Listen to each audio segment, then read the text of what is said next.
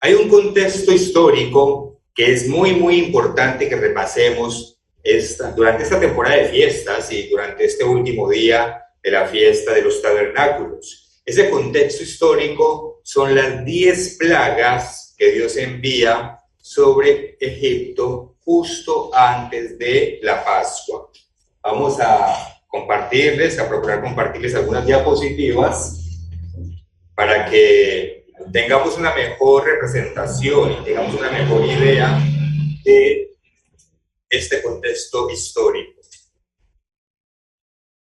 Cuando Dios envía a Moisés, sabemos que lo llama cuando Moisés estaba en el desierto, y Dios lo envía a Egipto a liberar al pueblo de Israel de la esclavitud. Y en ese momento, cuando Dios lo llama y le encomienda esta misión, Dios le dice algo muy interesante a Moisés. Le dice: el faraón no te oirá, pero yo pondré mi mano sobre Egipto, y los egipcios sabrán que yo soy Dios cuando ponga mi mano sobre ellos. Así entonces, Moisés vuelve y regresa a Egipto, se encuentra con su hermano Aarón y acuden ante la corte del faraón. Y lo que quisiera es que nos imagináramos por un momento esa escena. Imaginémonos a Moisés caminando por los pasillos del palacio, por esos salones altos, majestuosos, más o menos así como se ven en esa foto que debe estar en sus pantallas. Y cuando él caminaba por esos pasillos llenos de opulencia, llenos de lujos, también de mucho paganismo, como se puede ver, él debió recordar que él vivía ahí, que hacía muchos años él vivía allí, rodeado de todo ese lujo, rodeado de ese poder, rodeado de ese paganismo, de esa idolatría.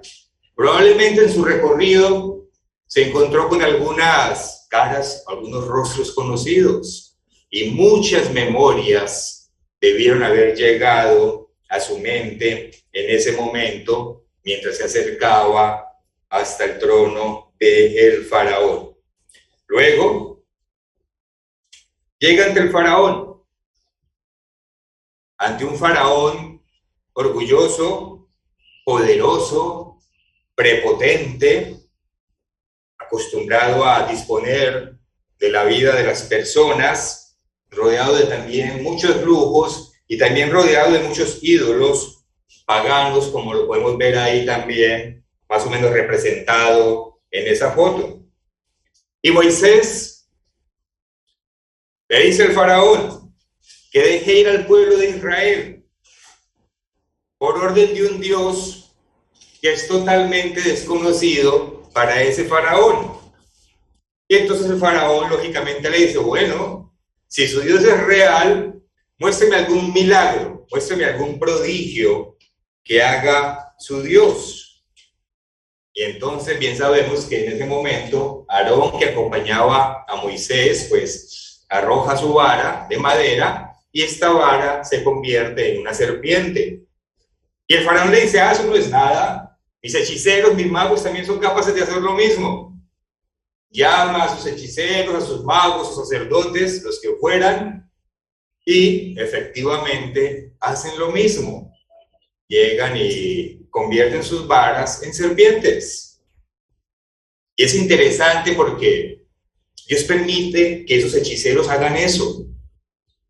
Es Dios mostrándonos que el enemigo sí tiene cierto poder para hacer algunas cosas. Es mostrándonos que hay un mundo espiritual maligno que sí existe, que tiene cierta influencia y que pueden hacer ciertos hechos que son prodigiosos o sobrenaturales.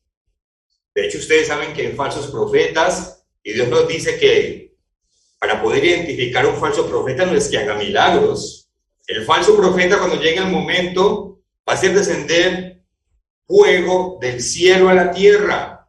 Va a hacer milagros poderosísimos y por eso va a engañar a muchas personas. Pero la pauta es que quien haga el milagro guarde la ley de Dios.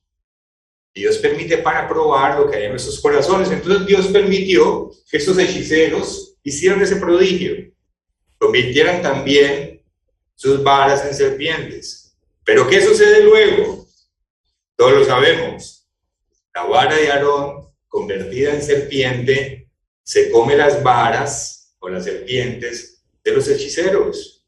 Y entonces ahí Dios está mostrando, pero yo soy más grande, más poderoso.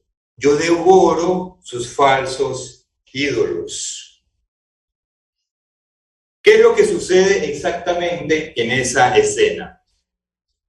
¿Qué es lo que Dios nos está mostrando en ese encuentro entre Moisés y el faraón?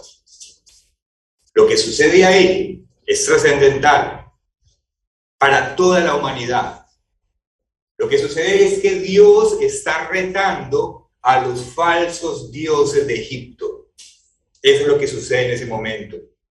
Y mediante las 10 plagas que llegan en los días siguientes, Dios le va a dar una lección a los israelitas, a los egipcios, pero también al mundo entero. También al mundo entero. Porque Dios está mostrando que solamente hay un verdadero Dios. Y llega y reta a los dioses paganos y les demuestra que no son nada ante Él. Por eso en Éxodo, en el capítulo 12, en Éxodo 12, y en el versículo 12, en la última parte de Éxodo 12:12, justamente antes de la Pascua, dice: ejecutaré mis juicios en todos los dioses de Egipto. Termina diciendo el versículo 12: ejecutaré mis juicios en todos los dioses de Egipto, yo el Eterno. Muy bien. ¿Cuál era entonces el contexto social, político, religioso y hasta militar que se vivía justamente antes de esa primera Pascua del antiguo pacto? ¿Cómo era la vida en Egipto? ¿Qué era Egipto? ¿Cómo vivían allí los egipcios? ¿Cómo vivían los israelitas en ese Egipto? Y lo más importante es, ¿qué lecciones podemos nosotros aprender hoy de hechos que ocurrieron hace miles de años? Veámoslo. Egipto era una de las naciones más poderosas que existía en la tierra en aquella época. Y estaba bañada por el gigantesco río Nilo. Y por ese hecho de estar bañada por el río Nilo, sus tierras eran fértiles, eran aptas para la agricultura, para la ganadería, también tenían el recurso de una buena pesca y obviamente tenían numerosos puertos comerciales. Egipto era un país rico, tenía bastante comercio. Sus ciudades principales eran llenas de gente, eran bulliciosas, ruidosas, había mucho movimiento. No era cualquier pueblo, era un pueblo grande, próspero, con ruido, con comercio, con bullicio y con algunas obras que llamaban la atención. Sus avenidas eran amplias, sus edificios eran altos, llenos de color, llamativos, con esculturas gigantes. Todos los países de lo alrededor, las personas de los países de alrededor querían ir a Egipto a conocer ese país grande, de pirámides, de monumentos, lleno de color, lleno de vida, lleno de comercio. Todos los que tenían dinero, los civilizados, tenían que visitar Egipto. Como hoy en día, algunas ciudades en el mundo llaman mucho la atención y la gente que tiene un poquito de dinero, lo primero que quiere hacer es ir a visitar esas ciudades. Y después llegan diciendo, yo estuve en tal ciudad, ¿no? Yo estuve en Ámsterdam, en Nueva York, o estuve en Tokio. Así era en esa época Egipto. La siguiente.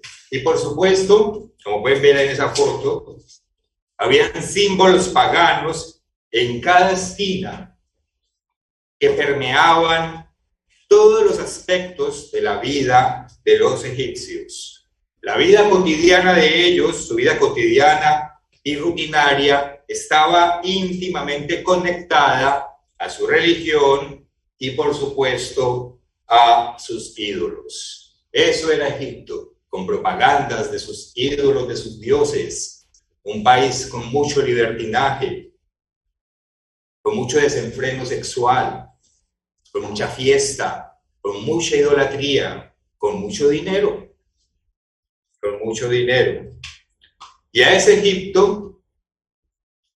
Egipto, Dios le mostró quién era el verdadero creador y el único dador de vida.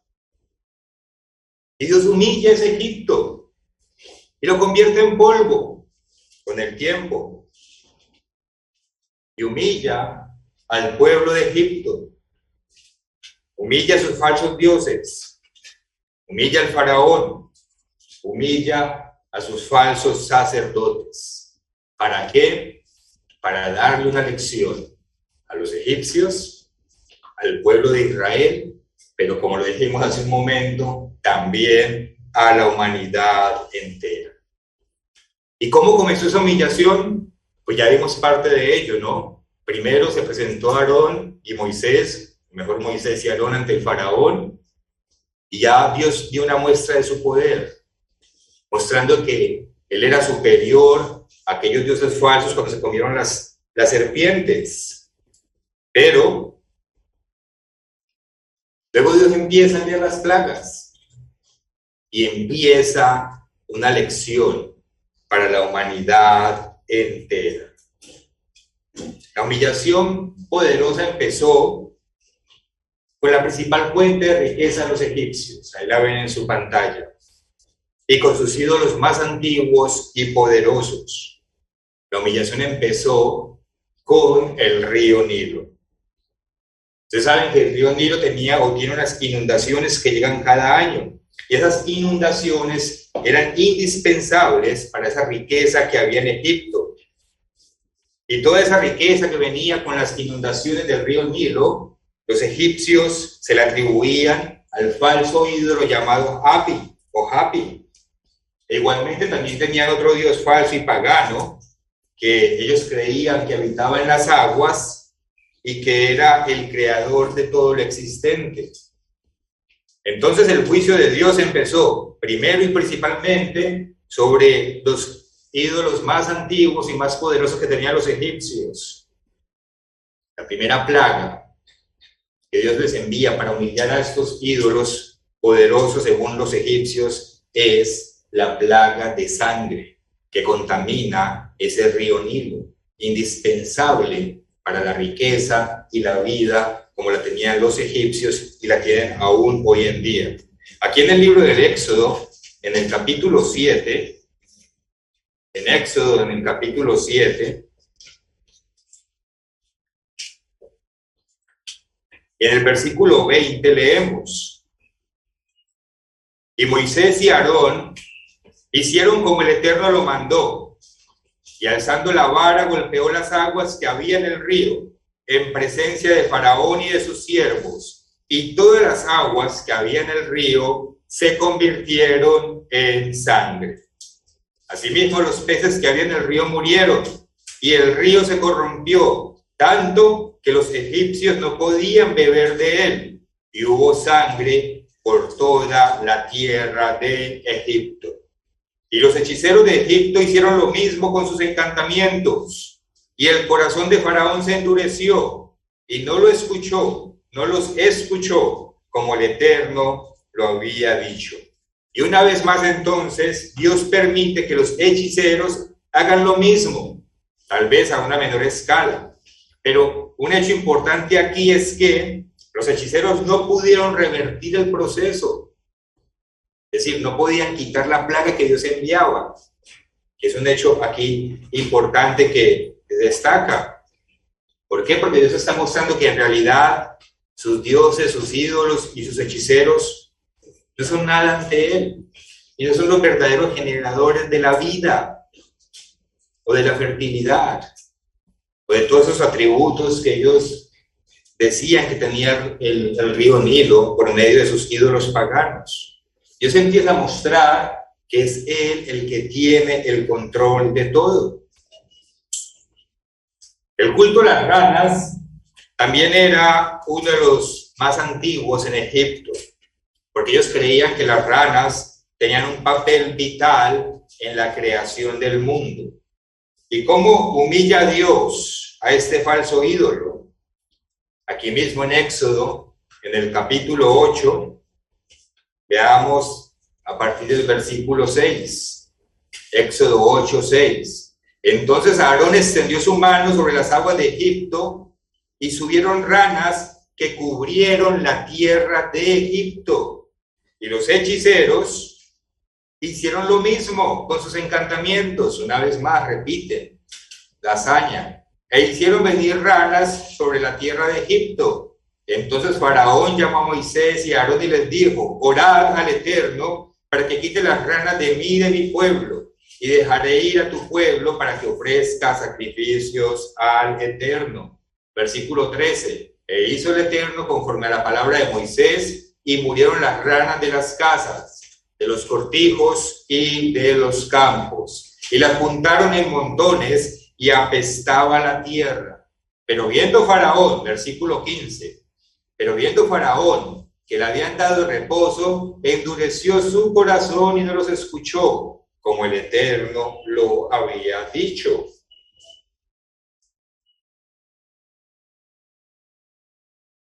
Los sacerdotes egipcios tenían que ser muy cuidadosos con su higiene y también muy cuidadosos en sus rituales de limpieza. La siguiente plaga, la plaga de los piojos, fue sobre todo una humillación a la casta sacerdotal de egipcio y a sus rituales de adoración. Leamos aquí mismo en el capítulo 8, donde habíamos dejado, y versículo 16. Éxodo capítulo 8, versículo 16. Entonces el Eterno dijo a Moisés: di a Aarón, extiende tu vara y golpea el polvo de la tierra para que se vuelva piojos por...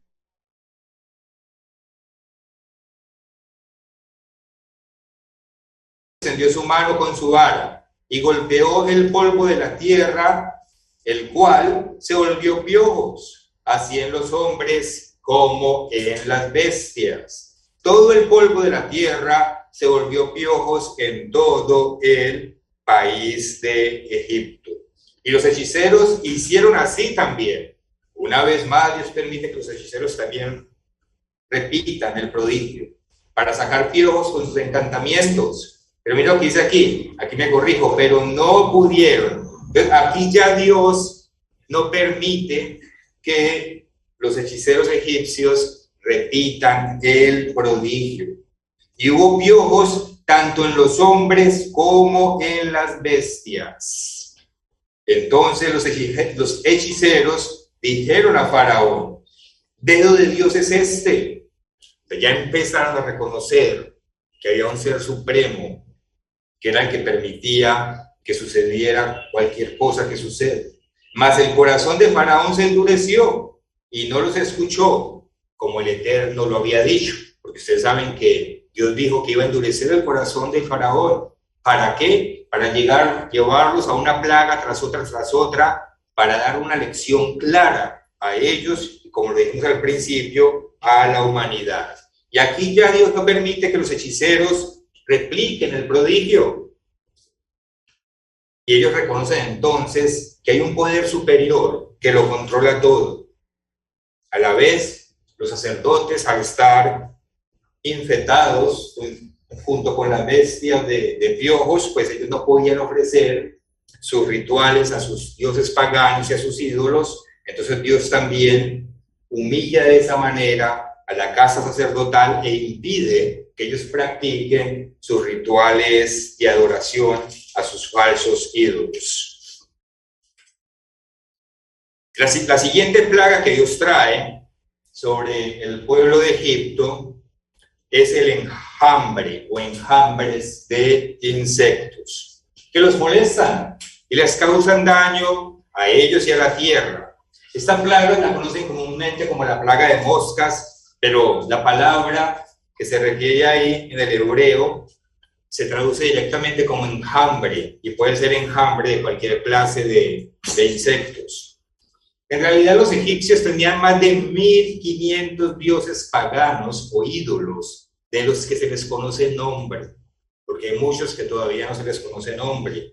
Tenían más de 1500 ídolos. Adoraban prácticamente todos los animales y adoraban también varios insectos, dentro de los cuales uno de los más famosos que tenemos hoy en día es el escarabajo. Ustedes ven que inclusive lo usan algunas personas como amuletos hoy en día o en pendientes. Pero los egipcios tenían más de 1500 dioses, de los cuales se le conocen nombre. Aquí en el capítulo 8 del Éxodo, en el versículo 24 leemos, Éxodo 8, 24. Y el Eterno lo hizo así, y vino toda clase de moscas, o más bien enjambres, molestísimos sobre la casa de Faraón, sobre las casas de sus siervos y sobre todo el país de Egipto, y la tierra fue corrompida a causa de ellos. El Dios una vez más les está diciendo a los egipcios y al mundo entero, yo soy el que tengo el poder. Dios muestra que Él es el que controla la naturaleza, y todos esos animales e insectos que ellos adoraban, algunos otros los repudiaban, Dios se los envía para molestarlos. Y al final esta plaga, esos enjambres, pues sabemos que contaminan la tierra, la corrompen, y los sacerdotes continúan con la incapacidad de rendirle culto a sus dioses falsos. Y así llegan las demás plagas. Llega la plaga del ganado, o en el ganado, llegan las úlceras, llega la plaga del granizo, llega la plaga de las langostas. Dios empezó a castigar con más y más dureza al pueblo de Egipto, hasta que les demuestra que incluso su máximo ídolo, su dios falso más poderoso, el sol, les muestra que no es nada. Ese dios sol que aún en la actualidad es adorado, porque resulta que todas las culturas paganas, prácticamente todas, yo creería que todas, tienen como su máximo ídolo el sol. Y aún hoy en día, ustedes saben, aquellos que guardan el domingo en lugar del sábado, como Dios ordena, en realidad están haciendo un culto al sol. Y desde allá viene. Y Dios emite ese juicio sobre ese falso ídolo, porque ellos están adorando la creación de Dios y no al Creador. ¿Y qué hace? Les apaga el sol por 3 días. Envía tinieblas en la tierra de Egipto. Por 3 días hay oscuridad, mostrándoles que aún ese poderosísimo sol, entre comillas, que ellos adoraban, era nada en las manos de Dios, y les humilla ese falso Dios. Y ustedes deben saber que es muy famoso el nombre, no me gusta mencionar mucho los nombres de los dioses paganos, pero Dios les humilla también ese falso ídolo. Y por último, les envía la plaga más fuerte de todas, la muerte de los primogénitos en la tierra de Egipto. Cuando ya Dios restablece la luz, envía la última plaga, que es la muerte de los primogénitos. Y les muestra a Dios que realmente es Él el único que tiene el poder para disponer de la vida o de la muerte. Fueron 10 plagas, no fueron ni 5, ni 6 o ni 7, que muchas veces algunas personas dicen que son 7 porque se confunden, pero fueron 10 plagas en las que Dios le endurecía cada vez más y más el corazón al faraón, con el propósito de demostrarle al mundo entero que todo eso es pagano, que todo eso es falso, y que aunque haya cierto poder místico y haya cierta hechicería que se mueve en el mundo, es nada ante el único y verdadero Dios. Es decir, Dios usa todo esto para revelarse, para mostrarle al mundo que hay un Dios que lo gobierna todo y que solamente pasan las cosas que ese único Dios verdadero permite que pasen. De hecho, la plaga, por ejemplo, del granizo, Dios mismo le dice al faraón que lo está usando como un ejemplo para el mundo. Aquí en el capítulo 9 del Éxodo 9, y en el versículo 16, vemos una declaración muy importante. Éxodo 9, versículo 16, dice: y a la verdad yo te he puesto para mostrar en ti mi poder y para que mi nombre sea anunciado a los egipcios, a los israelitas, no, en toda la tierra. Por eso este pasaje de las plagas de Egipto es famosísimo en todo el mundo. Y se sacan películas de esto, de una forma u otra, aunque ellos no lo entienden, pero Dios usó eso para mostrar su existencia al mundo, la existencia de un único y verdadero Dios. Y les mostró que todo lo demás era pagano, era idolatría. Entonces, mediante el sometimiento a esta nación poderosa, rica, llena de lujos y desenfrenos, Dios se muestra al mundo. Y en ese contexto, justo después de la muerte, o antes, cuando ya llega esa última plaga de la muerte de los primogénitos, justo antes de que pase por encima el ángel de la muerte, Dios, el verdadero Dios que se revela al mundo y a los israelitas, se reconcilia con su pueblo. Se celebra esa primera Pascua, la primera Pascua del antiguo pacto. Y por eso los israelitas, o los primogénitos de los israelitas, son protegidos y no mueren cuando esa plaga que mata a todos los primogénitos acaba con la vida de todos ellos en la tierra de Egipto. ¿Por qué? Porque mediante esa Pascua, ese cordero, ese animal físico, que era un simbolismo de Cristo, el pueblo de Israel queda reconciliado con ese verdadero y único Dios que en ese momento se le revela al mundo entero y también a los israelitas.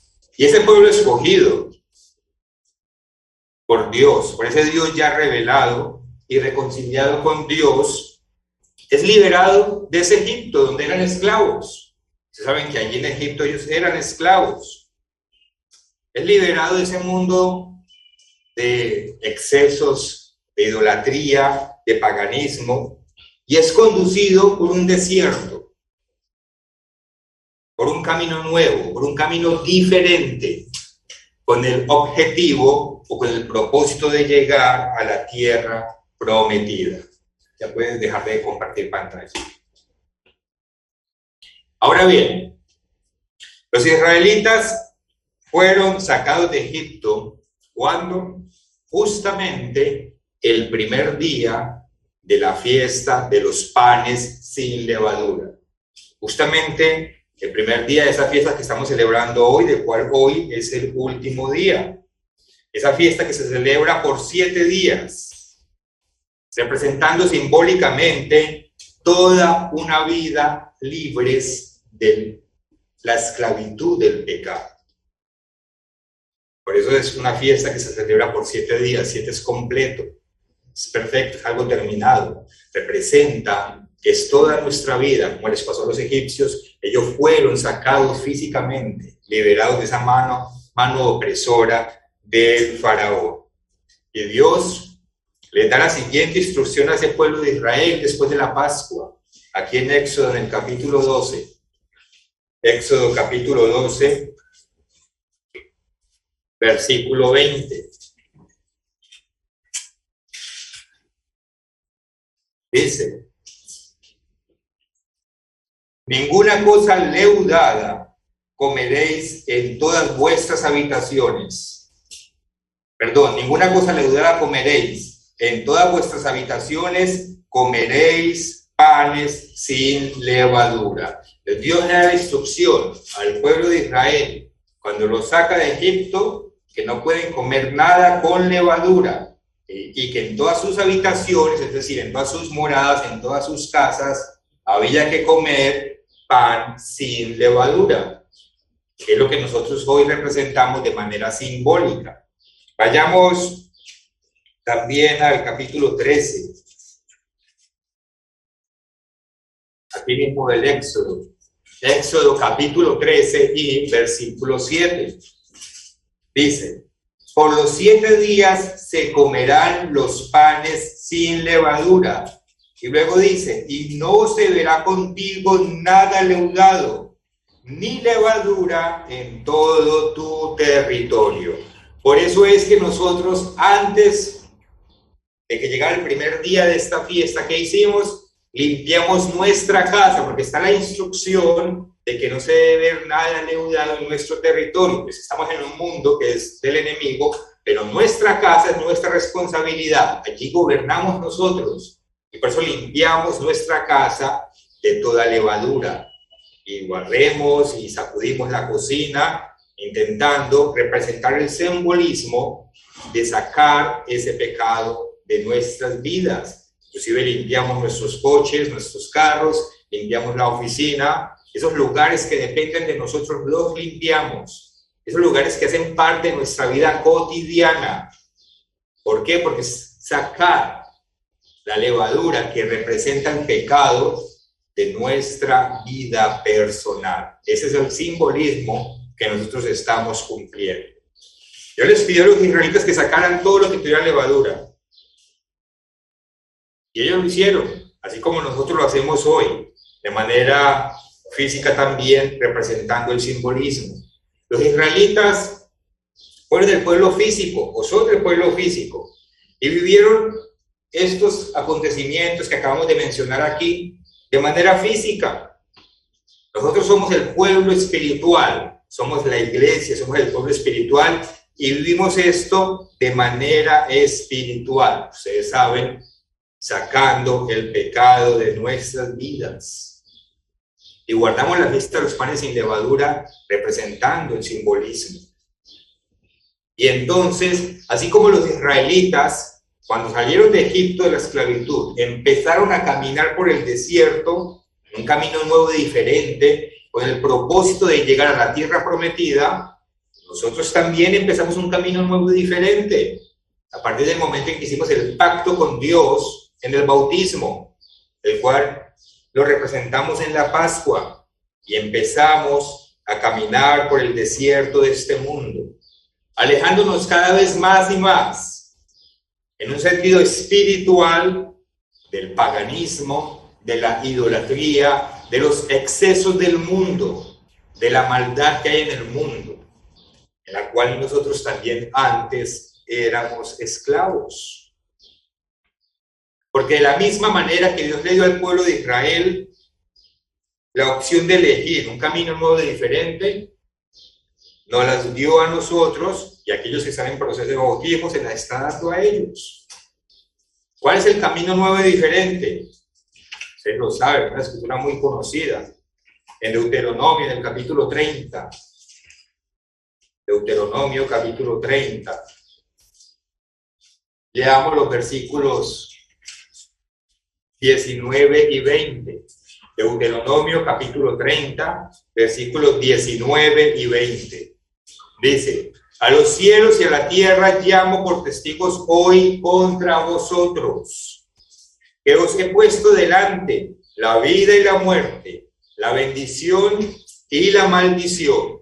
Escoge pues la vida para que vivas tú y tu descendencia, amando al Eterno tu Dios, atendiendo a su voz, siguiéndolo a Él, porque Él es vida para ti y prolongación de tus días, a fin de que habites sobre la tierra que juró al Eterno tus padres, Abraham, Isaac, Jacob, que les había de dar.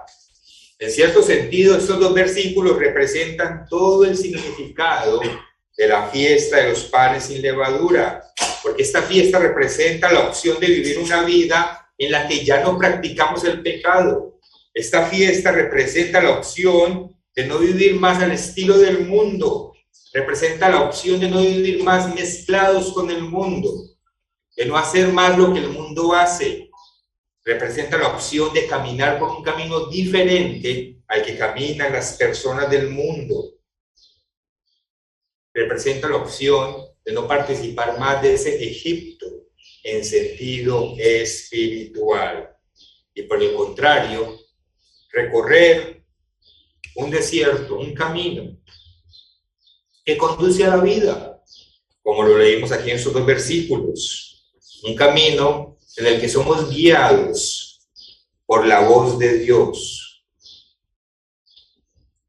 Así como guiaba antes al pueblo de Israel con esa nube y esa columna de fuego por la noche, ahora Dios, por medio de su Espíritu Santo que está dentro de nosotros, nos guía y nos habla y nos muestra cuál es el camino que nos lleva a nuestra tierra prometida, que sabemos que es ese milenio que se acerca. ¿Y qué significa entonces vivir por fuera de ese Egipto espiritual? ¿Qué significa vivir el significado de la fiesta de los panes sin levadura durante todo el resto de nuestras vidas? Porque recordemos que se celebra por 7 días, lo que significa que eso hay que ponerlo por obra por el resto de nuestras vidas. Vayamos a la primera epístola del apóstol Pedro. En primera de Pedro,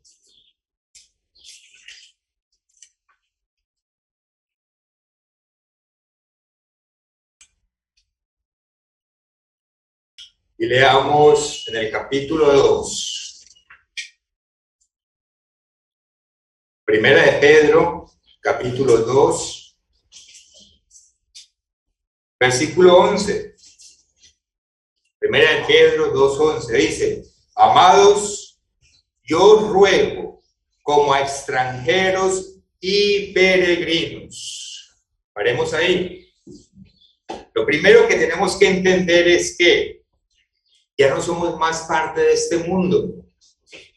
Así como el pueblo de Israel cuando salió de Egipto, ya no era más parte de ese Egipto, aunque nacieron en esa nación, aunque muchos la consideraban su tierra y vivían en Gosén, que era una tierra próspera, era buena para la ganadería, ustedes lo saben. Pero Dios los sacó de ahí para que empezaran a peregrinar por el desierto. Y es lo que nosotros hoy en día también tenemos que entender cuando estamos conmemorando esta fiesta de los panes sin levadura. Y es algo que también repasamos en la fiesta de los tabernáculos cuando habitamos en moradas temporales. ¿Por qué? Porque ya no somos parte de este mundo. Estamos peregrinando, estamos de paso, de rumbo a el galardón que Dios nos tiene prometido, a ese milenio que Dios nos tiene prometidos. Y al ser extranjeros, ya no participamos más de las costumbres del mundo. Ya no hacemos más las cosas que en el mundo se hacen. Ya no participamos más de las fiestas del mundo. En el mundo estamos, claro, y tenemos que interactuar con él, sí. Pero como un extranjero, como alguien que está de paso. Y el que está de paso no se involucra con los problemas políticos, sociales, culturales que hay en esos lugares en los que está de paso. Porque no pertenecemos ya a esos lugares. Nosotros tenemos ya otra nacionalidad que es la que estamos buscando, que es la Nueva Jerusalén. Pero nuestra forma de interactuar con el mundo ya es diferente. Es simplemente un caminar por el medio de ella, un peregrinar, sin participar en las cosas en las que el mundo participa. Es decir, tenemos que sacar el mundo de nuestro interior. Tenemos que sacar a Egipto de nuestro corazón. Ustedes saben que muchos de los israelitas cuando salieron de Egipto, salieron físicamente de Egipto, pero no sacaron a Egipto de su corazón, sino que su corazón se quedó allá atrás, con los egipcios. y al poco tiempo de haber sido sacados, unos meses después, ya estaban adorando nuevamente ídolos paganos, al mejor estilo de los egipcios. Ya estaban adorando estos becerros de oro. Repasemos la historia, ahorita volvemos aquí a Primera de Pedro, pero por ejemplo en Éxodo, donde estábamos, pero esta vez en el capítulo 32, Éxodo capítulo 32,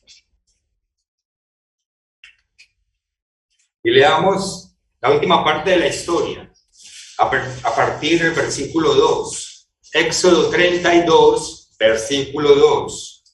Ustedes saben que Moisés estaba arriba en el monte, se demoró para venir, y eso fue suficiente para que aquellos que no habían sacado a Egipto de su interior lo usaran como excusa para revivir aquellas cosas que vivían cuando estaban en Egipto. Éxodo 32, 2. Y Aarón les dijo: apartad los arcillos de oro que están en las orejas de vuestras mujeres, de vuestros hijos y de vuestras hijas, y traédmelos. Entonces todo el pueblo apartó los arcillos de oro que tenían en sus orejas y los trajeron a Aarón, y él los tomó de las manos de ellos y les dio forma con buril, e hizo de ello un becerro de fundición. Esto es interesante porque hay un ídolo pagano en Egipto, que como casi todos los ídolos de Egipto tenía cuerpo de hombre y cabeza de becerro. O sea, no era desconocido del todo para ellos. Hay otras razones, pero es interesante porque ellos estaban acostumbrados a la forma en que los egipcios adoraban a sus dioses paganos. Es decir, Israel estaba contaminado de todo eso. El mismo Moisés, por eso Dios se lo llevó para el desierto por 40 años para prepararlo antes de devolverlo a Egipto a rescatar a su pueblo. Porque el mundo sí nos contamina.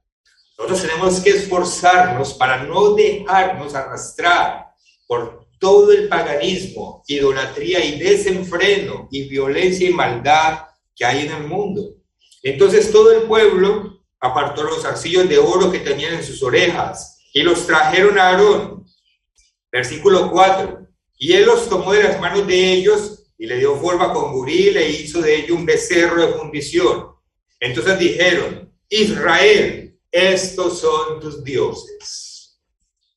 ¿Qué les parece? Justo lo opuesto a lo que Dios hizo unos meses atrás, cuando por medio de las plagas humilló a todos esos dioses falsos y paganos.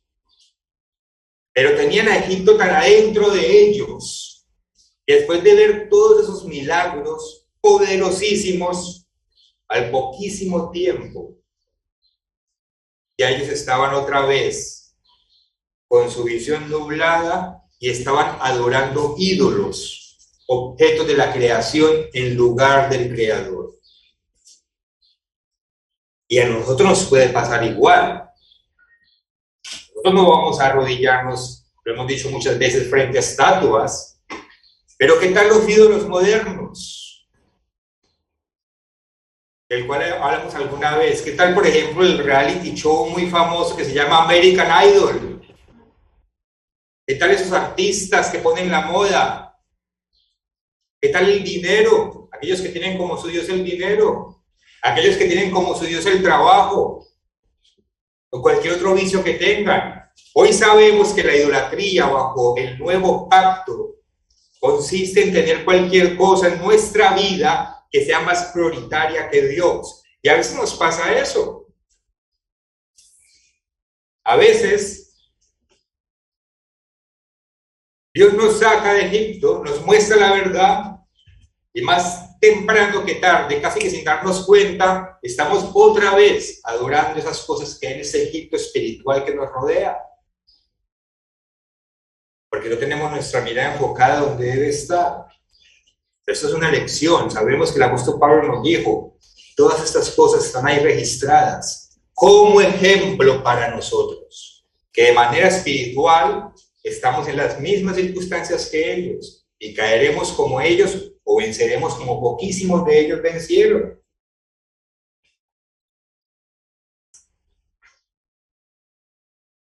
Versículo 5.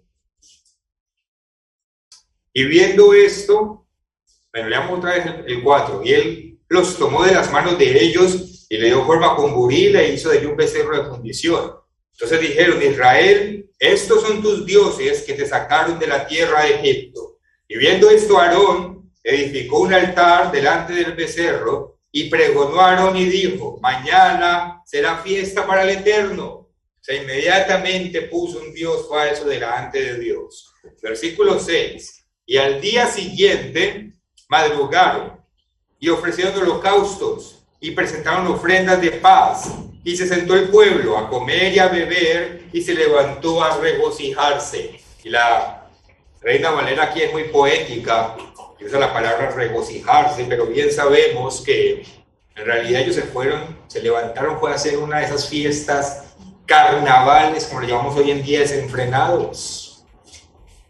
Se sentaron a beber, a emborracharse, a embriagarse, a comer hasta que vomitaban y a tener actos sexuales indebidos. Eso es lo que estaban haciendo en orgías, al mejor estilo de los egipcios. Porque las culturas paganas, sobre todo en aquella época, era muy común que adoraran a sus dioses así, en medio de ese desenfreno carnal, sexual y de otras índoles. Entonces el Eterno dijo a Moisés: anda, desciende, porque tu pueblo que sacaste de la tierra de Egipto se ha corrompido. O sea, Dios ahí no lo reconoce como su pueblo. ¿Por qué? Porque mientras practicaban esa conducta, habían cortado ese lazo con Dios. Y así nos pasa a nosotros. En los momentos en que estamos practicando el pecado, no somos de Dios. Somos del enemigo. Somos de Satanás. Porque Dios no mantiene el contacto, no mantiene la sincronización con aquellos que no estemos obedeciéndole, por aquellos que estemos practicando conductas pecaminosas y sobre todo de esta índole. Desciende, porque tu pueblo que sacaste de la tierra de Egipto se ha corrompido. Pronto se han apartado del camino que yo les mandé. Se han hecho un becerro de fundición y lo han adorado y le han ofrecido sacrificios. Y han dicho: Israel, estos son tus dioses que te sacaron de la tierra de Egipto. Inclusive le quitaron el honor a Dios. Es cuando algo similar nos puede pasar a nosotros cuando nos alejamos de Dios. Dejamos de reconocer que Él fue quien nos dio todo. Y empezamos a pensar que fue por nuestra propia mano o por alguna otra razón, excepto por el Dios verdadero. ¿Por qué sucedió esto tan pronto, tan rápido? Porque los israelitas tenían a Egipto en su corazón. Porque los israelitas estaban todavía deseando mucho los placeres carnales, la comodidad de Egipto, el lujo. Aunque eran esclavos, estaban en una ciudad poderosa, en un país poderoso. Ellos se beneficiaban de eso. Recordemos que ellos eran prósperos y por esa prosperidad fue que el faraón se sintió celoso, le dio susto y empezó a oprimirlos, y cada vez más y más. A ellos les pasó eso porque aunque hicieron el pacto con Dios en la Pascua, no eran capaces de ver la bendición que Dios les estaba ofreciendo de llegar a la tierra prometida, porque estaban lejos, había que caminar, había que pasar un desierto duro. Y así nos puede pasar a nosotros cuando hacemos el pacto con Dios para entrar en el reino venidero, pero pasa un año y el reino venidero como que no llega, y pasan 5 y tampoco llega, y pasan 20 y tampoco llega. Mientras tanto estamos aquí en este desierto caminando, y si no tenemos la fe suficiente, nos puede pasar como a los israelitas. Empezamos a pensar que de pronto no vale la pena tanto esfuerzo para mantener el pecado fuera de nuestras vidas, tanto sacrificio que a veces tenemos que hacer para obedecer a Dios, y dejamos de ver como ellos las bendiciones de Dios y su mano poderosa que tantas veces ha hecho tantos milagros en nuestra vida. Y rapidito, así como ellos, se nos puede olvidar. Son las lecciones que tenemos ahí para nosotros ahora. Volvamos donde estábamos, en Primera de Pedro, en el capítulo 2.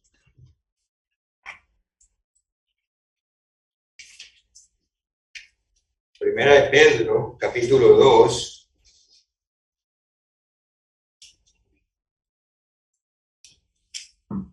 Y estamos leyendo en el versículo 11.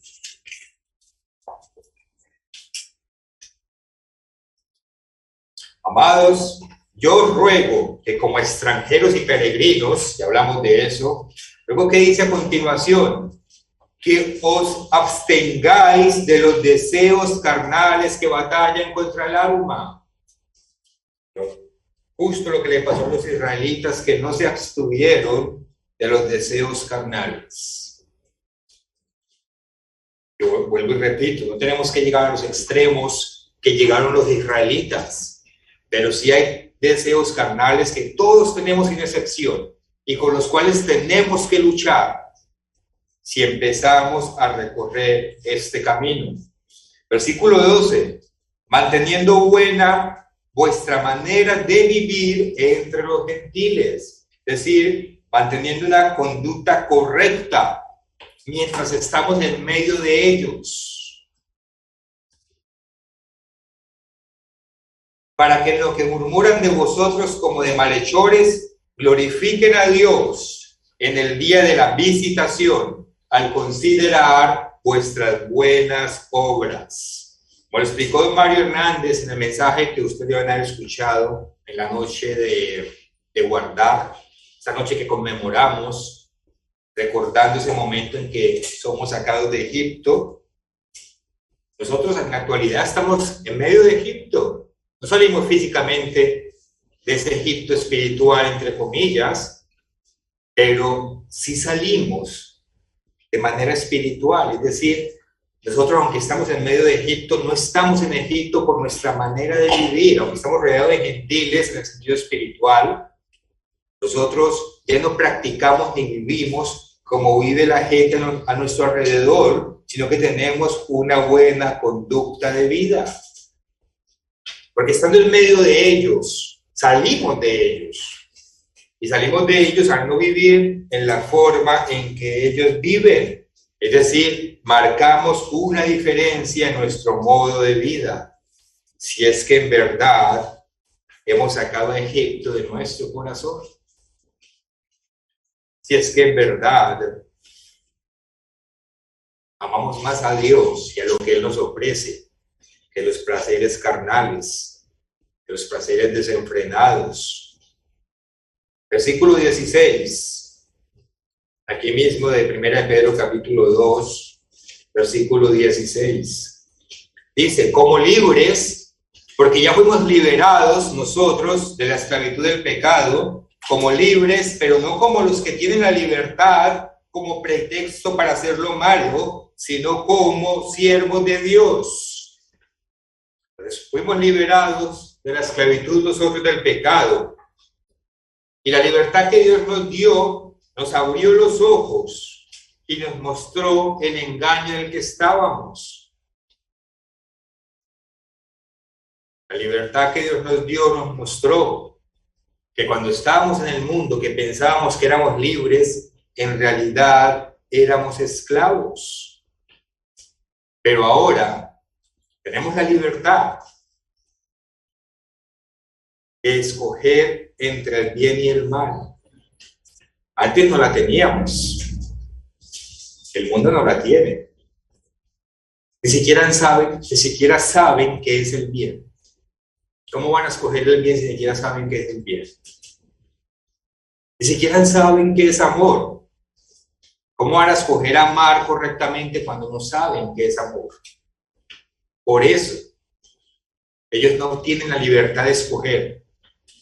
Y aunque piensan que son libres, son esclavos en casi todos los aspectos de su vida. No solamente desde el punto de vista moral, aún desde el punto de vista físico son esclavos en muchos aspectos de su vida. Pero nosotros fuimos liberados de eso. Dios nos dio la libertad y ya podemos entender por medio del Espíritu de Dios, conforme a la palabra de Dios, qué está bien y qué está mal. No porque nosotros lo decidimos, es lo que Dios señala. Y podemos elegir hacer el bien.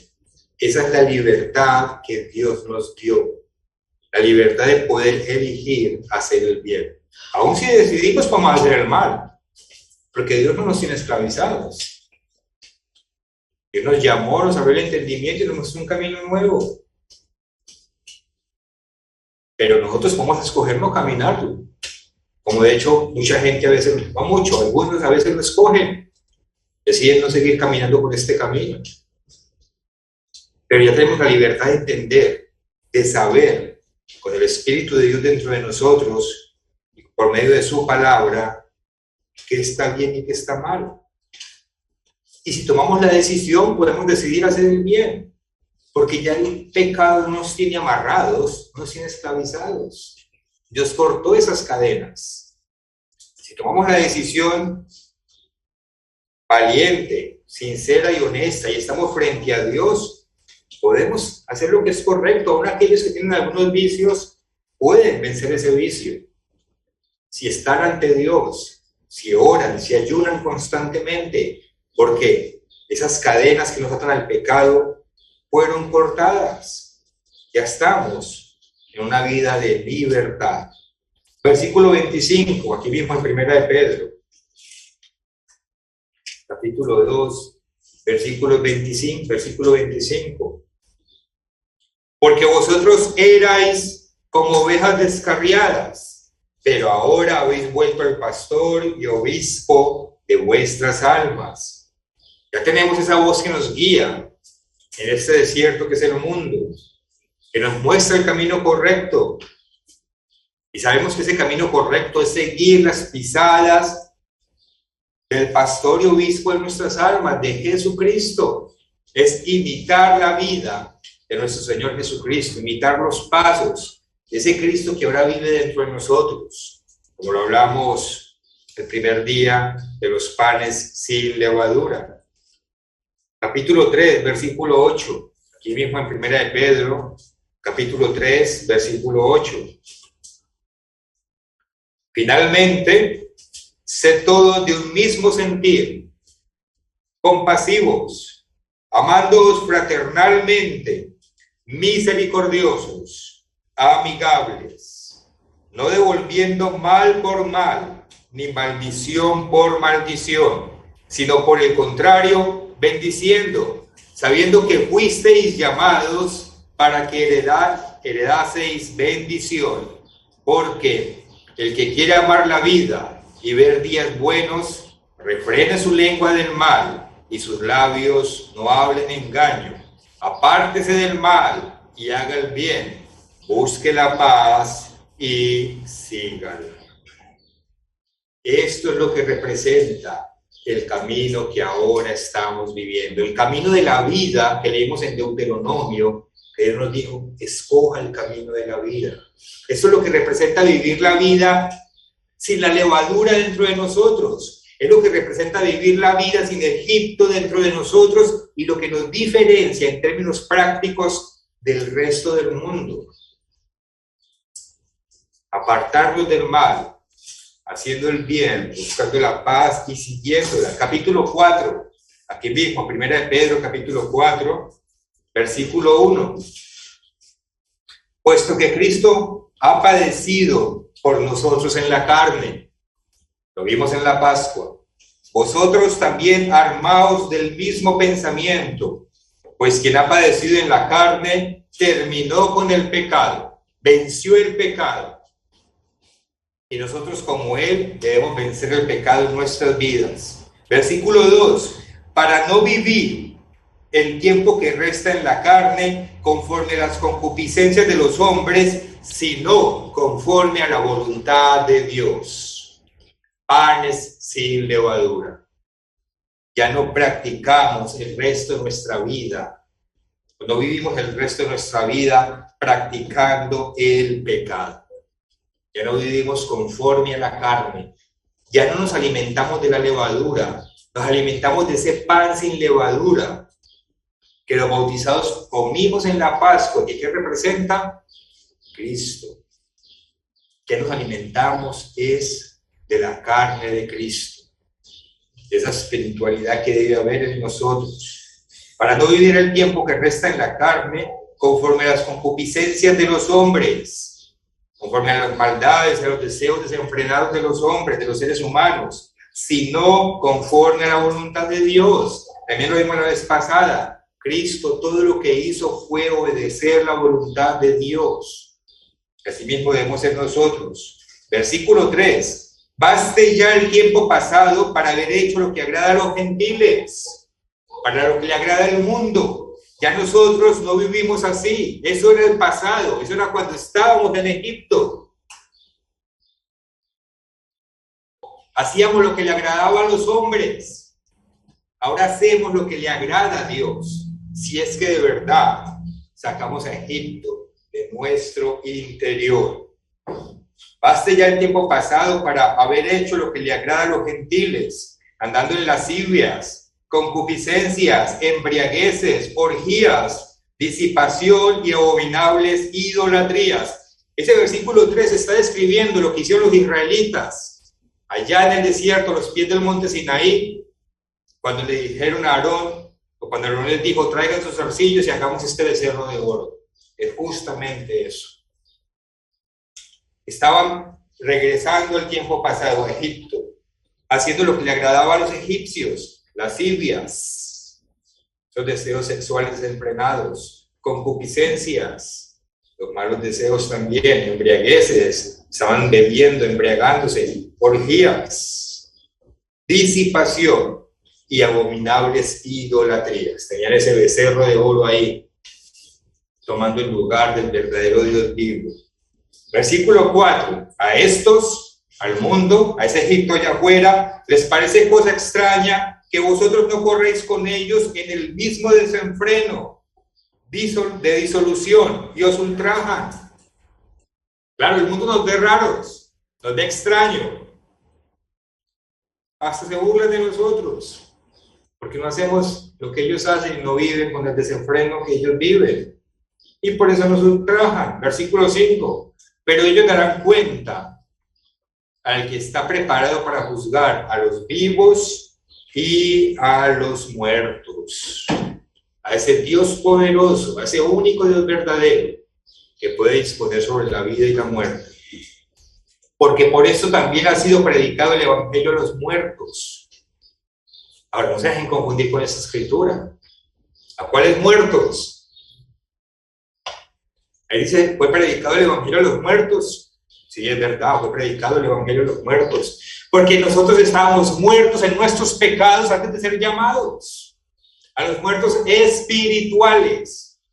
No se deben confundir con esto, que hay gente que en el mundo piensa que los muertos allá también pueden recibir alguna edificación o enseñanza. Está hablando de los muertos en el sentido espiritual. Como nosotros, hay esta escritura que dice, también estamos muertos en nuestros delitos y pecados, ¿no? Que dice a continuación, porque por eso también ha sido predicado el evangelio a los muertos, para que sean juzgados en carne según los hombres, pero vivan en espíritu según Dios. Es decir, se predica el evangelio para que alguno de ellos, a los que Dios llame, puedan encontrar el camino por medio de Cristo y alcancen la vida, como nosotros. Estábamos muertos antes de que Dios nos llamara en nuestros delitos, en nuestros pecados, y ya hemos alcanzado la vida por medio del bautismo, por medio de Cristo Jesús, si vencemos. Mas el fin de todas las cosas se acerca. Estamos cerca, hermanos, del fin. Aunque puedan pasar muchos años, y recordemos que a veces Dios nos puede recoger antes de tiempo, pues para nosotros, según lo que queremos. Mas el fin de todas las cosas se acerca. Sé pues sobrios y velad en oración. Es lo que debemos estar haciendo. Ser muy sobrios, muy prudentes, saber marcar la diferencia con el resto del mundo, saber vivir lo que representa no ser más esclavos del pecado. Versículo 8. Y ante todo, tened entre vosotros ferviente amor, porque el amor cubrirá multitud de pecados. El amor según Dios, no el amor según los humanos. El el amor de Dios que es su ley. Versículo 9, hospedaos los unos a los otros sin murmuraciones, hacer el bien a los que lo necesitan, no estar renegando. Versículo 10, cada uno según el don que ha recibido. Es decir, Dios nos llamó a este camino, a este desierto, y nos dio a cada uno de nosotros diferentes dones. Y tenemos que poner por obra esos dones que Dios nos dio. Tenemos que desarrollarlos, mejorarlos, hacerlos crecer, ponernos al servicio de nuestro prójimo, al servicio del pueblo espiritual de Dios. Cada uno según el don que ha recibido. Y no se vale decir que algunos no tenemos ningún don, que una vez lo dice por ahí cuando está con un bajón: no, yo no tengo para nada, no, yo no tengo ningún don, porque el otro sí puede, el otro es capaz de esto, de lo otro. Una vez nos dice esas cosas, incapaz de reconocer los dones que Dios nos dio. A lo mejor Dios nos dio un don y nos ha dado pereza desarrollarlo. Y ninguna persona que sea un maestro en lo que hace, lo hace porque sí. Lo desarrollaron. Tienen habilidad, pues no tiene un don, no tiene más habilidad para eso, pero hay que desarrollarlo, hay que hacerlo crecer, hay que hacerlo que mejore, hay que esforzarse y sacrificarse. Así es con nosotros. Cada uno según el don que ha recibido, versículo 10, ministrelo a los otros, póngalo al servicio de los demás, como buenos administradores de la multiforme gracia de Dios. Si alguno habla, hable conforme a las palabras de Dios, o sea, siempre juzgando conforme a las Escrituras.